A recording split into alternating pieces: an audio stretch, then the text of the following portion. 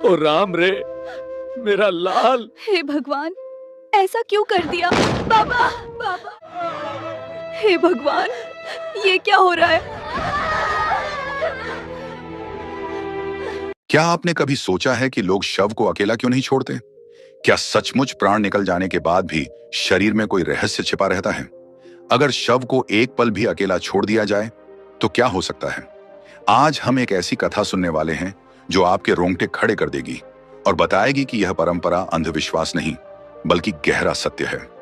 एक बार की बात है, द्वारका की संध्या बड़ी मोहक थी। समुद्र की लहरें किनारे से टकरा रही थीं और महल के आंगन में शांति का वातावरण था। परंतु गरुड़ जी के मन में शांति नहीं थी। उनके माथे पर चिंता की गहरी लकीरें थीं और आंखों में बेचैनी साफ झलक रही थी। उनके कदम धीमे धीमे चलते हुए श्री कृष्ण के पास पहुंचे। कृष्ण जी कमलासन पर विराजमान थे। उनके चेहरे पर वही दिव्य मुस्कान थी जो हर व्याकुलता को मिटा देती थी। परंतु आज गरुड़ जी को देख उनकी आंखों में प्रश्न कौंधा। कृष्ण जी बोले, गरुड़, आज तुम्हारे पंख स्थिर हैं और मुख पर चिंता की छाया है। ऐसा क्या हुआ? तुम तो सदा निडर और प्रसन्न रहते हो, आज इतना व्याकुल क्यों दिख रहे हो? गरुड़ जी बोले, प्रभु, यह सच है कि मैं निडर हूं, परंतु एक प्रश्न मेरे भीतर तूफान की तरह उठ रहा है। मैंने कई बार इस विचार को मन से निकालना चाहा, पर यह हर बार लौट आता है। कृष्ण जी बोले, गरुड़, तुम्हारे प्रश्न मेरे लिए कोई बोझ नहीं है, वे तो सत्य के द्वार खोलने का साधन है। बताओ, क्या जानना चाहते हो? गरुड़ जी बोले, प्रभु, जब कोई मनुष्य मर जाता है तो लोग कहते हैं कि उसके शव को कभी अकेला नहीं छोड़ना चाहिए। मैं समझ नहीं पाता क्यों। जब प्राण निकल जाते हैं तो वह देह केवल मिट्टी का पुतला रह जाती है। फिर उस निर्जीव शरीर से भय किस बात का है? लोग उसे अकेला क्यों नहीं छोड़ते? कृष्ण जी की मुस्कान एक क्षण में गंभीरता में बदल गई। उनकी आंखें सागर की तरह गहरी और शांत हो गईं। वे कुछ पल मौन रहे, मानो भीतर किसी गूढ़ रहस्य को टटोल रहे हों। फिर धीरे धीरे बोले। कृष्ण जी बोले, गरुड़, तुम्हारा प्रश्न साधारण नहीं है। यह मृत्यु के उस रहस्य को छूता है जिसे बहुत कम लोग समझते हैं। प्राण निकलने के बाद भी देह पूरी तरह रिक्त नहीं हो जाती। वह एक ऐसा द्वार बन जाती है जिससे न केवल आत्मा की यात्रा होती है बल्कि अदृश्य शक्तियां भी आकर्षित होती हैं। गरुड़ जी की आंखें विस्मय से फैल गईं। वे श्री कृष्ण के ओर निकट खिसक आए। गरुड़ जी बोले, प्रभु, क्या आप कह रहे हैं कि शव मात्र शरीर नहीं रह जाता, उसमें कोई अदृश्य शक्ति सक्रिय रहती है? कृष्ण जी बोले, हाँ गरुड़, मृत्यु के बाद कुछ समय तक आत्मा देह के समीप बनी रहती है। उस समय उसका बंधन बहुत नाजुक होता है। यही कारण है कि शास्त्र कहते हैं शव को अकेला न छोड़ा जाए, क्योंकि उस समय एक अदृश्य आकर्षण उत्पन्न होता है और वही आकर्षण ऐसी शक्तियों को बुला सकता है जो जीवितों के लिए विनाशकारी हैं। कृष्ण जी की यह बात सुनकर गरुड़ जी का मन और अधिक व्याकुल हो उठा। वे सोच में पड़ गए, आखिर ऐसा क्यों होता है? कौन सी शक्तियां उस देह को अपनी ओर खींचती हैं? कृष्ण जी बोले, गरुड़, यदि तुम यह जानना चाहते हो तो मैं तुम्हें एक कथा सुनाऊंगा। एक ऐसी कथा जो इस रहस्य को उजागर करेगी लेकिन साथ ही तुम्हें हिला भी देगी। कृष्ण जी की आंखों में चमक और गंभीरता का संगम था। गरुड़ जी ने श्रद्धा से सिर झुका दिया। गरुड़ जी बोले, प्रभु, मैं तैयार हूं, कृपा कर मुझे वह कथा सुनाइए। कृष्ण जी हल्के से मुस्कुराए, पर उनकी मुस्कान के पीछे एक गूढ़ रहस्य छिपा था। कृष्ण जी बोले, तो सुनो गरुड़, क्यों शव को अकेला नहीं छोड़ा जाता है? और इसके साथ ही वातावरण में एक अजीब सन्नाटा फैल गया, मानो प्रकृति भी उस रहस्य को सुनने के लिए थम गई हो। आगे कृष्ण जी बोले, गरुड़, एक समय की बात है, गंगा के किनारे एक नगर बसा था। यह नगर धन धान्य से संपन्न था। लोग धार्मिक भी थे, परंतु धीरे धीरे उनमें दिखावा और लालच घर करने लगा था। धर्म का बाहरी प्रदर्शन था, लेकिन भीतर से मनुष्य अपने कर्मों से दूर होते जा रहे थे। गरुड़ जी ध्यान से सुन रहे थे। कृष्ण जी ने आगे कहना शुरू किया। कृष्ण जी बोले, उसी नगर में एक धनी व्यापारी रहता था। वह धन का अत्यंत लोभी था। उसने जीवन भर सिर्फ सोना, चांदी और जमीनें इकट्ठा की, परंतु धर्म कर्म की ओर उसने कभी ध्यान नहीं दिया। मृत्यु अटल है और एक दिन अचानक बीमारी ने उसे घेर लिया। चिकित्सक आए, मंत्रोच्चार हुआ, लेकिन उसका प्राण धीरे धीरे शरीर को छोड़ने लगा। नगर में हलचल मच गई। व्यापारी बड़ा प्रतिष्ठित था। जब उसका देहांत हुआ तो पूरा नगर शोक में डूब गया। उसके घर के बाहर लोगों की भीड़ उमड़ पड़ी। स्त्रियां रोने लगीं, पुरुष शोक में सिर झुकाए खड़े रहे। सब ये सोच रहे थे कि इतने धनी व्यक्ति का अंत ऐसा होगा, किसी ने सोचा भी न था। कृष्ण जी बोले, व्यापारी के परिवार ने अंतिम संस्कार की तैयारी शुरू की। श्मशान तक ले जाने की व्यवस्था हो रही थी, परंतु गरुड़, वहीं एक गलती हुई जो नगर के लिए अभिशाप बन गई। गरुड़ जी बोले, कैसी गलती प्रभु? कृष्ण जी बोले, उस व्यापारी का शव रात को अकेला छोड़ दिया गया। लोग थक चुके थे, परिवार वाले भी रो रो कर चूर हो गए। उन्होंने सोचा सुबह होते ही अंतिम संस्कार करेंगे। इस बीच शव को एक कक्ष में रखकर सब विश्राम करने चले गए। आधी रात का समय था, आकाश में गहरे बादल छा गए। अचानक नगर में अजीब सी हवा चलने लगी। जो दीपक शव के पास जल रहे थे वे एक एक कर बुझने लगे। पूरा कक्ष अंधकार में डूब गया। उस अंधकार में व्यापारी का शव अकेला पड़ा रहा। कक्ष में सन्नाटा इतना गहरा था कि पत्तों की खड़खड़ाहट भी डरावनी लगती थी। तभी वहां से गुजरने वाले एक पहरेदार की नजर उस कमरे पर पड़ी। उसने देखा कि शव जिस पलंग पर रखा था उसके आसपास हल्की सी धुंध फैल रही है। वह धुंध किसी साधारण धुएं जैसी नहीं थी, उसमें एक अजीब सी ठंडक थी। पहरेदार घबराकर वहीं खड़ा रह गया। उसकी सांसें तेज हो गईं।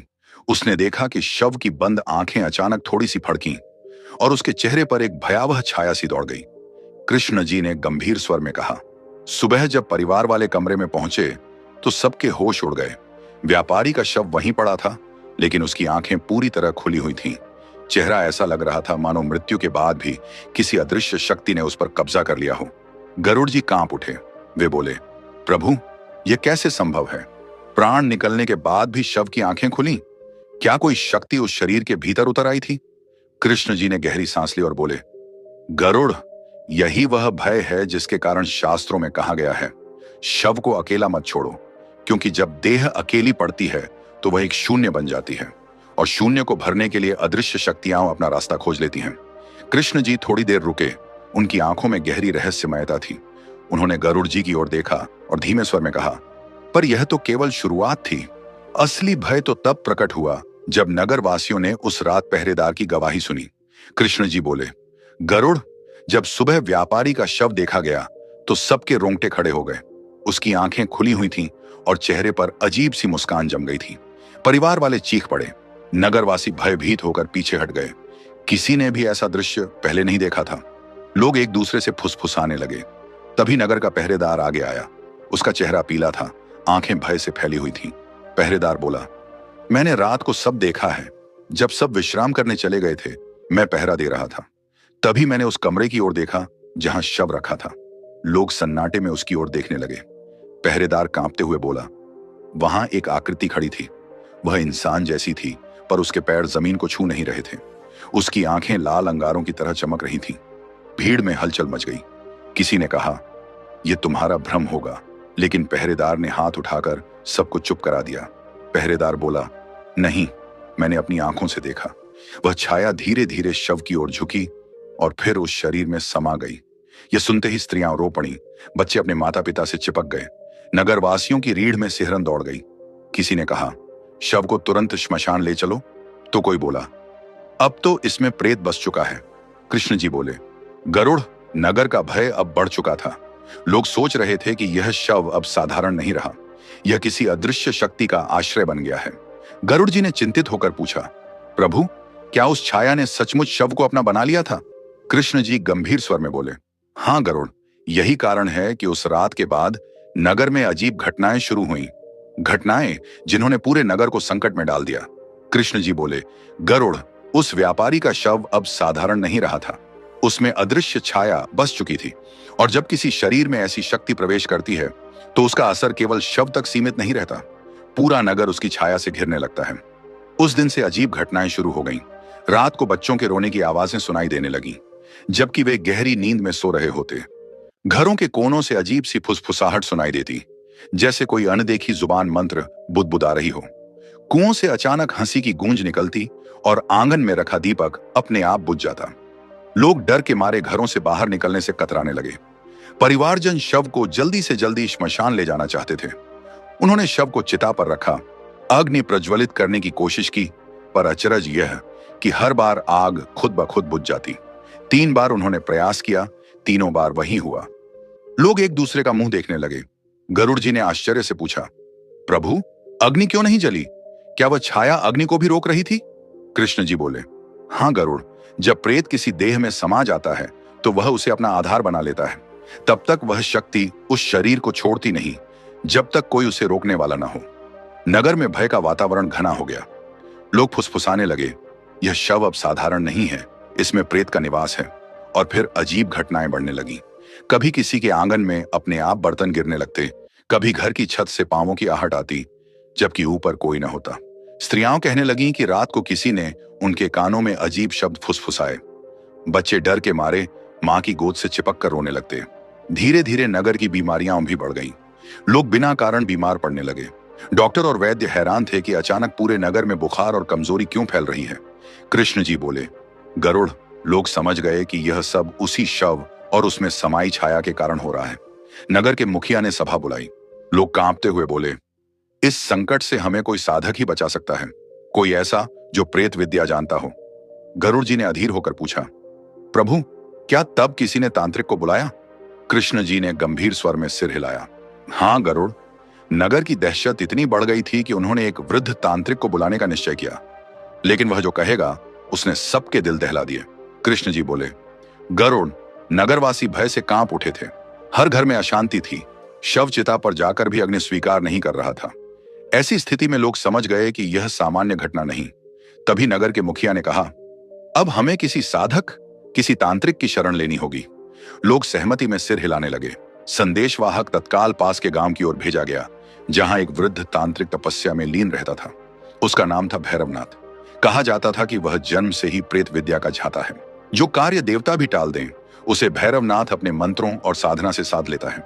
संध्या के समय जब नगर में अंधेरा घिर रहा था, तभी नगर के द्वार से वह वृद्ध तांत्रिक प्रवेश करता है। उसके लंबे जटाजूट के बाल, माथे पर भभूत की मोटी परत और हाथ में त्रिशूल देखकर लोग कांप गए। उसकी आंखें लाल थीं, पर उनमें गहन ज्ञान और अटूट साहस झलकता था। लोग उसे घेर कर रोते हुए कहने लगे, महाराज, नगर पर संकट है। शव प्रेत के वश में हो गया है। अग्नि उसे स्वीकार नहीं करती। कृपा करके हमें बचाइए। भैरवनाथ ने गंभीर स्वर में कहा, मैं सब जानता हूं। जब से शव अकेला छोड़ा गया, तभी यह प्रेत उस पर अधिकार कर चुका है। अब यह केवल मृत देह नहीं रहा, यह एक पात्र है, प्रेत का पात्र। नगरवासियों की सांसें थम गईं। गरुड़ जी ने बीच में पूछा, प्रभु, तो क्या तांत्रिक ने तुरंत अनुष्ठान शुरू किया? कृष्ण जी बोले, नहीं गरुड़, पहले उसने सबको चेताया। भैरवनाथ ने नगरवासियों को डपटते हुए कहा, तुम्हारी लापरवाही ने यह संकट बुलाया है। जब शव अकेला छोड़ दिया जाता है तो वह खाली घर बन जाता है, और खाली घर पर प्रेत अपना अधिकार जमा लेता है। अब इसे हटाना आसान नहीं। यह प्रेत बलशाली है, क्योंकि यह लोभी व्यापारी की अधूरी इच्छाओं से पोषित है। लोग रो पड़े। परिवारजन तांत्रिक के चरणों में गिरकर कहने लगे, स्वामी, जो भी करना पड़े, हमारे नगर को इस संकट से मुक्त कीजिए। भैरवनाथ ने मंत्रोच्चार शुरू किया। हवा भारी हो गई। वातावरण में अजीब सी गंध फैल गई। दीपक टिमटिमाने लगे। तांत्रिक ने शव के पास त्रिशूल गाढ़ा और ऊंची आवाज में प्रेतोद्धार मंत्र जपने लगा। और तभी वह हुआ जिसकी किसी ने कल्पना भी नहीं की थी। व्यापारी का शव, जो अब तक निश्चल पड़ा था, अचानक हल्का सा हिला। उसकी गर्दन एक ओर मुड़ गई और होंठों से कराह जैसी आवाज निकली। लोग चिल्लाकर पीछे हटे। स्त्रियां चीखने लगीं। भैरवनाथ ने आंखें बंद रखीं और मंत्रोच्चार और तेज कर दिया। लेकिन शव की आंखें एकदम चौड़ी हो गईं। उनमें चमक थी, ऐसी चमक जिसे देखकर लोग कांप उठे। कृष्ण जी ने गंभीर स्वर में कहा, गरुड़, उस क्षण नगर के लोग समझ गए कि यह केवल मृत व्यापारी का शव नहीं, बल्कि एक प्रेत का घर बन चुका है, और यह प्रेत इतनी आसानी से नहीं जाने वाला। कृष्ण जी बोले, गरुड़, जब शव ने हिलना शुरू किया और आंखों से चमक फूटने लगी, तो नगरवासी भय से पागल हो उठे। सब तांत्रिक के पीछे भागकर छिप गए। लेकिन भैरवनाथ शांत रहा। उसकी आवाज गूंज रही थी, एयूएम क्षौ प्रेताय नमः, और उसके त्रिशूल से चिंगारियां सी उठ रही थीं। शव अचानक एक झटके से बैठ गया। उसकी गर्दन टेढ़ी होकर घूमी और होंठों से कराह निकलने लगी। मां, मेरा धन! लोग चीख कर पीछे हटे। स्त्रियां अपनी आंखें बंद कर रो पड़ी। बच्चे अपनी मांओं से चिपक गए। भैरवनाथ ने आवाज ऊंची की और शव से प्रश्न किया, कौन है तू? क्यों इस देह को छोड़ता नहीं? क्यों नगर को भय से ग्रस्त कर रहा है? तभी शव से भारी असामान्य आवाज गूंजी, मैं व्यापारी हूं, मैं यहां से नहीं जाऊंगा। मैंने जीवन भर धन कमाया, लेकिन उसे छोड़ने को तैयार नहीं। गरुड़ जी ने आश्चर्य से कहा, प्रभु, तो क्या मृत व्यापारी की आत्मा ही उस शव में बंधी थी? कृष्ण जी बोले, हां गरुड़, आत्मा जब जीवन में अधूरी इच्छाओं से बंधी रहती है तो मृत्यु के बाद भी मुक्त नहीं हो पाती। उस व्यापारी की आत्मा धन के लोभ से मुक्त न हो सकी और जब शव अकेला पड़ा तो उसकी अधूरी इच्छा ने प्रेत को आकर्षित कर लिया। दोनों की शक्ति मिल गई, व्यापारी की तृष्णा और प्रेत की शक्ति। यही कारण था कि वह शव चिता पर अग्नि स्वीकार नहीं कर रहा था। भैरवनाथ ने नगरवासियों से कहा, यह आत्मा अब प्रेत में बदल चुकी है। जब तक इसकी अधूरी इच्छा पूर्ण नहीं होती या इसे धर्म के मार्ग पर नहीं मोड़ा जाता, यह किसी भी उपाय से शांत नहीं होगा। यह अपने परिवार को भी नहीं छोड़ेगा। नगरवासी घबराकर बोले, तो फिर इसका उपाय क्या है? हम इसे कैसे रोकें? भैरवनाथ ने गंभीर स्वर में कहा, उपाय कठिन है। आज रात किसी को इस शव के पास पहरा देना होगा। किसी साहसी को इसके सामने बैठकर प्रेत की परीक्षा सहनी होगी। अगर वह परीक्षा सह गया तो नगर बच जाएगा, और अगर हार गया तो यह प्रेत पूरे परिवार और नगर को निगल जाएगा। लोगों की आंखें भय से फैल गईं। कौन ऐसी भयानक रात शव के पास बिता सकता था?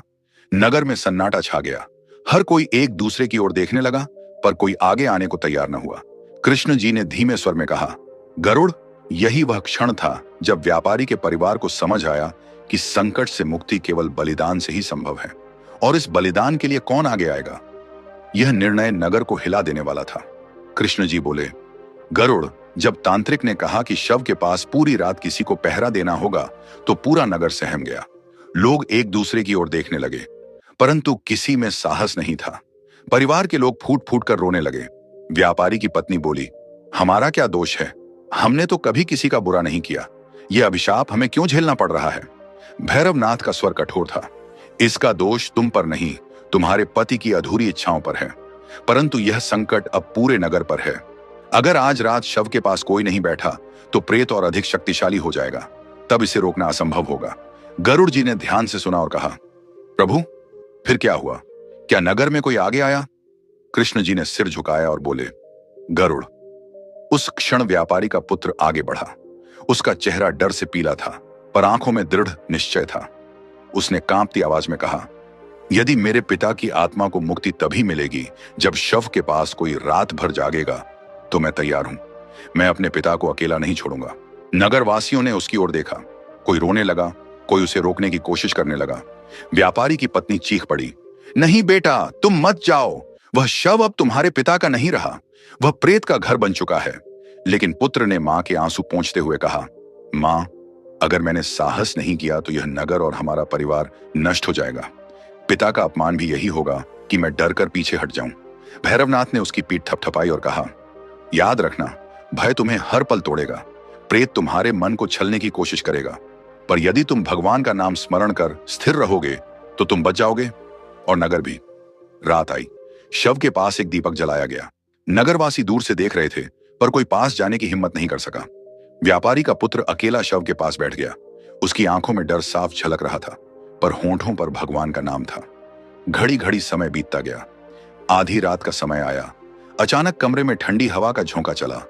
दीपक बुरी तरह टिमटिमाने लगा, और फिर शव ने धीरे धीरे अपनी गर्दन उठाई। उसकी आंखें चमक रही थीं, होंठ हिले और गहरी डरावनी आवाज गूंजी, पुत्र। नगर की स्त्रियां बाहर खड़ी चीख पड़ी। नगरवासी भय से पीछे हट गए, पर व्यापारी का पुत्र वहीं बैठा कांपते हुए उस शव को देख रहा था। कृष्ण जी ने गंभीर स्वर में कहा, गरुड़, यही वह क्षण था जब पुत्र ने अपने पिता को पुकारते सुना, पर वह आवाज पिता की नहीं थी, वह आवाज प्रेत की थी, और यही आवाज तय करती कि नगर का भविष्य क्या होगा। कृष्ण जी बोले, गरुड़, आधी रात का वह क्षण इतना भयावह था कि पूरे नगर की सांसें थम गईं। व्यापारी का शव धीरे धीरे उठकर बैठ गया। उसकी आंखों में लाल चमक थी और होंठों से आवाज गूंजी, पुत्र, मेरे पास आओ। व्यापारी का पुत्र कांप रहा था। उसका शरीर पसीने से भीग गया, पर उसने साहस जुटाकर उत्तर दिया, पिता, यदि आप सच में मेरे पिता हैं तो कहिए, आपकी आत्मा को मुक्ति कैसे मिलेगी? तभी शव से विकृत हंसी गूंजी। आवाज इतनी भयानक थी कि दीपक बुझ गया। पूरा कमरा अंधकार में डूब गया। केवल शव की आंखों की लाल रोशनी चमक रही थी। आवाज बोली, मुझे धन चाहिए, मेरा सोना, मेरी गुप्त गुफा में रखा हुआ खजाना। जब तक वह नहीं मिलेगा मैं नहीं जाऊंगा। नगरवासी दंग रह गए। परिवार के लोग चीख पड़े। किसी ने कहा, देखा, यह व्यापारी की आत्मा नहीं, प्रेत है। यह केवल लोभ की भाषा बोल रहा है। भैरवनाथ ने जोर से मंत्रोच्चार किया। कमरे में एक दिव्य प्रकाश फैलने लगा। उस प्रकाश ने अंधकार को चीर दिया। शव की आंखें कुछ क्षण के लिए बंद हो गईं। कृष्ण जी बोले, गरुड़, उसी समय व्यापारी की आत्मा और प्रेत की शक्ति के बीच संघर्ष शुरू हुआ। आत्मा अपनी मुक्ति चाहती थी, पर लोभ ने उसे जकड़ रखा था, और जब भी कोई आत्मा लोभ में फंस जाती है, प्रेत उस पर अधिकार जमा लेता है। व्यापारी का पुत्र कांपती आवाज में बोला, पिता, आपके धन का क्या मूल्य है? वह धन ही आपको बंधन बना रहा है। छोड़ दीजिए इसे और प्रभु का नाम लीजिए। शव कुछ क्षण तक हिला, उसका मुंह खुला और चीख निकल गई, मानो दो शक्तियां भीतर लड़ रही हों, एक लोभ की और दूसरी आत्मा की। तभी आकाश से एक दिव्य आभा उतरी, वातावरण में गंधरस भर गया, घंटियों और शंख की ध्वनि सुनाई देने लगी। नगर के लोग चौंक कर आकाश की ओर देखने लगे। वहां एक तेजस्वी प्रकाश दिखाई दिया। कृष्ण जी बोले, गरुड़, वह क्षण केवल नगरवासियों के लिए नहीं, बल्कि पूरे नगर के इतिहास के लिए अद्वितीय था। उस दिव्य प्रकाश ने कमरे को आलोकित कर दिया। व्यापारी का पुत्र रोते हुए भगवान का नाम ले रहा था, और उस नाम के प्रभाव से प्रेत की शक्ति कमजोर पड़ने लगी।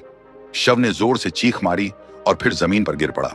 उसकी आंखों की लाल चमक बुझ गई। दीपक अपने आप फिर से जल उठा। गरुड़ जी की सांसें थम गईं। गरुड़ जी बोले, प्रभु, तो क्या उस दिव्य आभा ने नगर को बचा लिया? कृष्ण जी ने रहस्यमयी मुस्कान के साथ कहा, गरुड़, आभा ने केवल एक संकेत दिया था। असली परीक्षा अभी भी बाकी थी, क्योंकि आत्मा का बंधन पूरी तरह टूटा नहीं था, और जब तक वह बंधन न टूटे, शांति संभव नहीं। कृष्ण जी बोले, गरुड़, दिव्य प्रकाश के उतरने से प्रेत की शक्ति क्षीण हो गई थी। शव निश्चल पड़ा था, पर नगरवासी अब भी भयभीत खड़े थे। व्यापारी का पुत्र आंसुओं से भीगा हुआ भगवान का नाम जप रहा था। इसी क्षण नगर को यह बताना आवश्यक हो गया कि शव को अकेला क्यों नहीं छोड़ा जाता। गरुड़ जी बोले, प्रभु, कौन सा सत्य? कृष्ण जी ने गंभीर स्वर में उत्तर दिया, जब किसी का प्राण निकलता है, तब उसका शरीर केवल मिट्टी नहीं होता। उस समय आत्मा और देह के बीच एक सूक्ष्म डोर बनी रहती है। यह डोर बहुत नाजुक होती है, परंतु पूरी तरह टूटी नहीं होती। उसी समय शव एक ऐसा द्वार बन जाता है जिसे देख अदृश्य शक्तियां आकर्षित होती हैं। गरुड़ जी की आंखें विस्मय से फैल गईं। गरुड़ जी बोले, तो शव के पास पहरा रखने का कारण यही है प्रभु?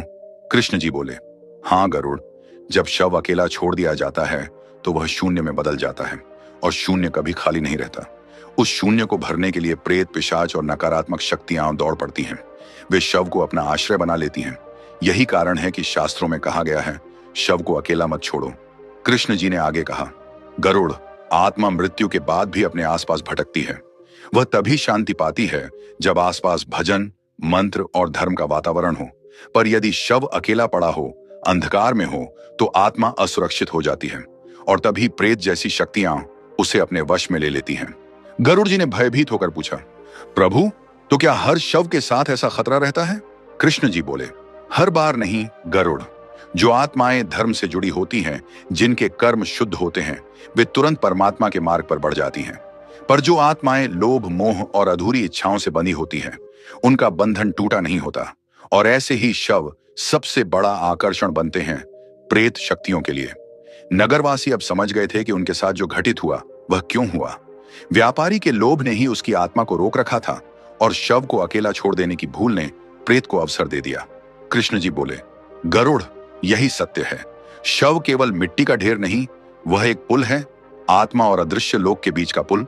जब तक वह पुल सुरक्षित न किया जाए, तब तक कोई भी बुरी शक्ति उस पर अधिकार कर सकती है। इसलिए शास्त्रों ने कहा है, शव को अकेला मत छोड़ो। मंत्रोच्चार और दीपक ही वह ढाल हैं जो आत्मा की रक्षा करते हैं। गरुड़ जी का हृदय भर आया। उन्होंने हाथ जोड़ते हुए कहा, प्रभु, अब मैं समझ गया। जो बात मुझे केवल अंधविश्वास लगती थी, वह वास्तव में एक गहरा रहस्य है। कृष्ण जी ने हल्की मुस्कान के साथ कहा, गरुड़, सत्य कभी अंधविश्वास नहीं होता। वह केवल तब तक रहस्य रहता है जब तक उसे समझा न जाए, और आज तुमने उस रहस्य को जान लिया। दोस्तों, मृत्यु यह ऐसा शब्द है जिसे सुनते ही मनुष्य कांप उठता है, लेकिन सत्य यही है कि मृत्यु जीवन का सबसे बड़ा यथार्थ है। हम सब जानते हैं कि जन्म लिया है तो एक दिन मृत्यु भी निश्चित है, पर सवाल यह है कि मृत्यु के बाद क्या होता है? शव को क्यों अकेला नहीं छोड़ना चाहिए? आत्मा कहां जाती है? और श्मशान की परंपराएं इतनी सख्त क्यों रखी गई हैं? पहला सत्य, शव अकेला क्यों नहीं छोड़ते? मृत्यु के बाद कुछ समय तक आत्मा देह के आसपास रहती है। उस समय शरीर केवल मिट्टी नहीं होता, बल्कि वह एक सूक्ष्म द्वार बन जाता है। यदि शव अकेला छोड़ दिया जाए तो वह शून्य में बदल जाता है, और शून्य कभी खाली नहीं रहता। प्रेत, पिशाच और नकारात्मक शक्तियां उसी शून्य को भरने दौड़ पड़ती हैं।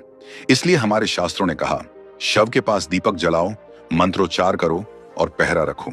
यह केवल परंपरा नहीं बल्कि आत्मा की रक्षा का विज्ञान है। दूसरा सत्य, आत्मा का मार्ग, आत्मा कभी नष्ट नहीं होती। शरीर पंच तत्व में मिल जाता है, लेकिन आत्मा अपने कर्मों के अनुसार अगले लोक की यात्रा करती है। जिसने धर्म, भक्ति और सत्कर्म किए, उसकी आत्मा प्रकाश की ओर बढ़ती है। जिसने लोभ, मोह और पाप में जीवन बिताया, उसकी आत्मा भटकती है और प्रेत के रूप में फंस जाती है। तीसरा सत्य, श्मशान का रहस्य।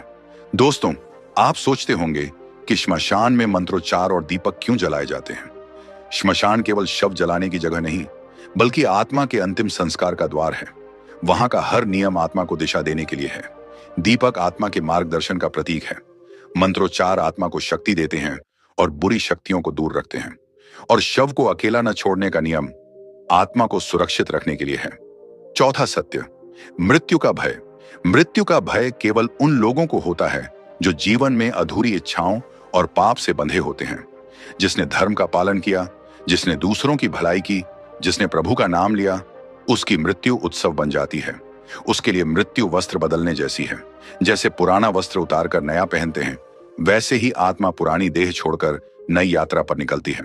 पांचवा सत्य, प्रेत क्यों बनते हैं। जब कोई व्यक्ति लोभ, मोह या अपूर्ण इच्छाओं से मरता है, तब उसकी आत्मा मुक्त नहीं हो पाती। वह देह और संसार से चिपकी रहती है। ऐसे ही आत्माएं प्रेत बन जाती हैं।